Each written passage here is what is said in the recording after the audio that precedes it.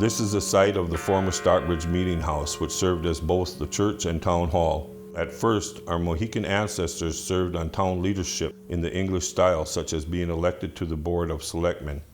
However, many of the English residents served to dispossess our ancestors of their leadership roles. Here's one example from local documentation. In March of 1763, Englishman Elijah Brown, with no official authority, notified a Mohican constable that a town meeting would be held the next day. The residents had been notified 11 days earlier. Most of the tribe were working in their maple sugar houses several miles away. Elijah Williams was elected as a selectman, and none of the Mohican candidates were allowed to be heard. Our ancestors walked out of the meeting house and refused to serve in the town offices. Mohicans and white supporters later tried to call a second meeting, but the selectmen chosen in the first meeting refused to be overturned. Mohicans appealed to the General Court in Boston, but the case was dismissed.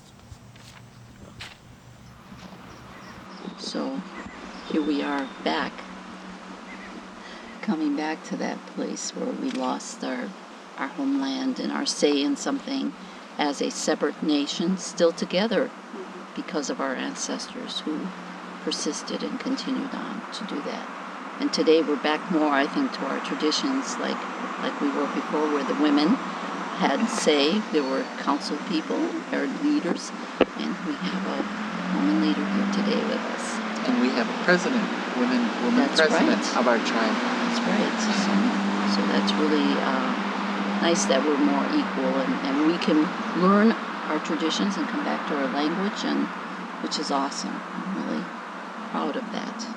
Proud of our ancestors. It is ironic, though, that the same methods that were used in the 1700s to dispossess our people of lands were used in the 1800s to dispossess our people of lands in the Red Springs area in Wisconsin.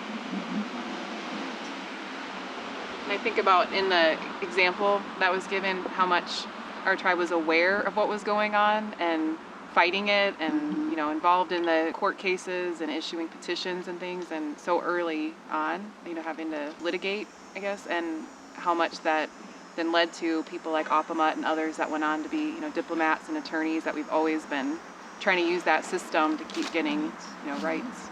Right. And that we had those peacemakers back then, which today we still have in our tribal courts. I know Jeff was a peacemaker. I was a peacemaker.